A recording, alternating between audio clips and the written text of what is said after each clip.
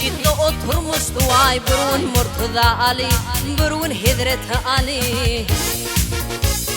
Arka vermiş mehtaba, fikrin vermiş kitaba. Ulu küçük hava yığılmıştılar bari, yığılmıştılar bari. Ol şahı Haydar vurdu, bir gökçe keptir gelli. Oturdu taqdim qilli, dedi salam ya Ali, talov melikim Ali. Yer göğün aratına, harmalar qıratına. Hudanın penatını men giderdim tehralari, giderdim tehralari.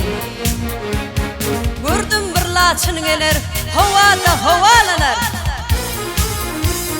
Bil ki canım alır, aman vermedi ya Ali, halat ettin can Ali.